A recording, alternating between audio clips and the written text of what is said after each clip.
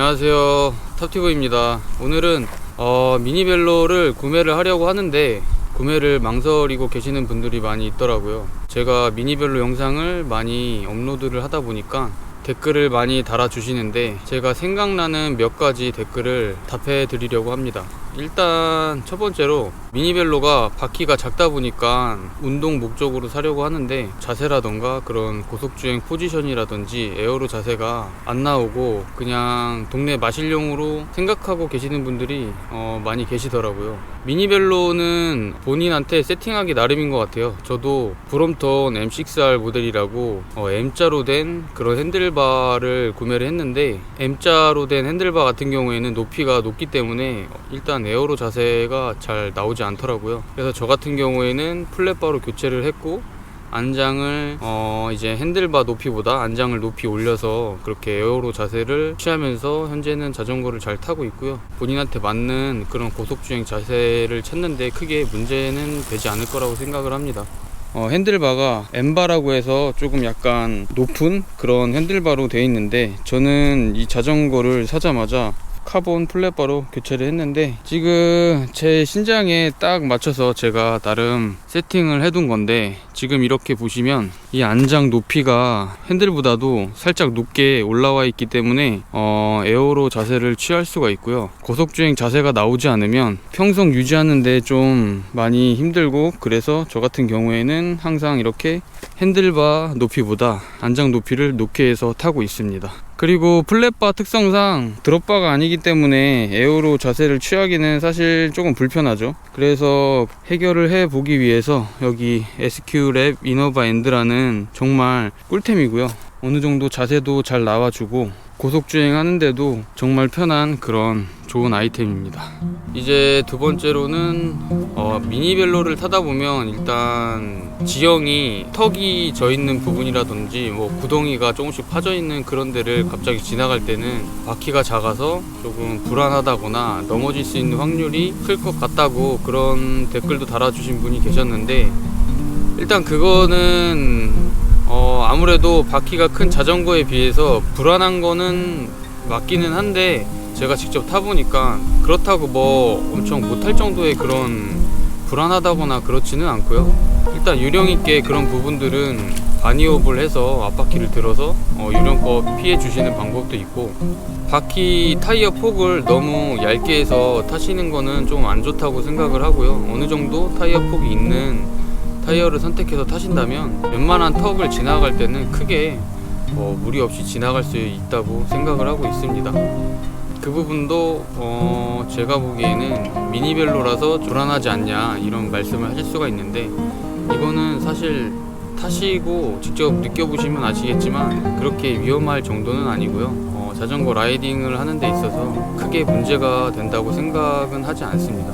거의 미니벨로는 대부분 접이식 자전거가 많은데 자전거가 접히는 부분이 있다 보니까 아무래도 자전거가 조금 약할 거라고 생각하시는 분들도 계시더라고요. 일단 미니벨로나 뭐 다른 자전거 같은 경우에도 분명히 체중 한계가 존재를 하고요. 보통 미니벨로 같은 경우에는 100kg라고 보시면 되는데, 한 예로 제가 저번 주에 회사 동생하고 같이 80km 정도의 라이딩을 다녀왔었는데 그 동생이 자전거가 없어서 제가 집에 있던 거의 한 저가형 모델인데 30만원도 안 되는 가격을 주고 산 힐라리스 모델이라고 그 모델을 빌려주고 같이 이제 80km 정도의 라이딩을 했었는데, 그 동생이 거의 100km에 육박하는 그런 몸무게를 갖고 있는데도 불구하고 80km 라이딩을 하는데 문제도 없었고요.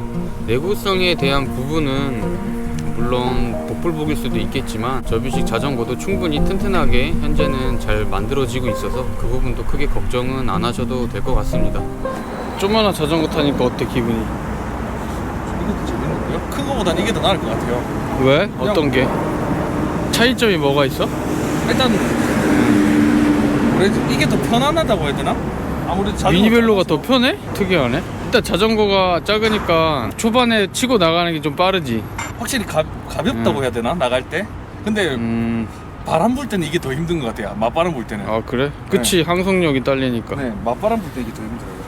다음으로 이젠 미니벨로 조향성에 대한 부분인데요. 미니벨로를 타면서 이렇게 핸들을 움직이는데 민감하다거나 조향성 부분에 대해서 좀 불안하지 않냐 이런 댓글도 며칠 전에 달렸었는데, 제가 생각하는 미니벨로의 조향성 부분은 사실 개인적으로 로드 자전거보다는 좋다고 생각을 하고요. 왜냐면 아무래도 로드 자전거는 드롭바가 달려있고 미니벨로는 플랫바기 때문에 드롭바보다 조향성이 나쁠 수는 없다고 생각을 합니다. 실제로 제가 느끼기에도 미니벨로가 조향성이 로드보다는 좋다고 느껴졌고요. 물론 이것도 미니벨로가 어떤 종류냐에 따라서 달라질 수는 있겠지만 제 개인적으로 조향성 부분은 더 로드 자전거보다는 좋다고 느꼈습니다. 그래서 이제 조향성이 불안해서 미니벨로를 구매를 망설이고 계시다면 이것 또한 역시 큰 문제가 되지 않기 때문에 한번 타보시면 좋을 것 같다는 생각이 듭니다. 그리고 되도록이면 미니벨로 중에서도 이 브롬톤이나 또 턴 버지 모델 같은 경우에는 로드 자전거보다도 휠베이스 길이가 길기 때문에 바퀴가 작아도 훨씬 안정적인 그런 느낌을 받을 수가 있어서, 바퀴가 작다고 해서 핸들이 좀 민감하다거나 그런 부분은 안정성 부분에서도 조금 떨어질 거라고 생각을 하는데, 휠베이스가 상대적으로 긴 그런 미니벨로 같은 경우에는 오히려 안정성이 굉장히 좋고요. 와.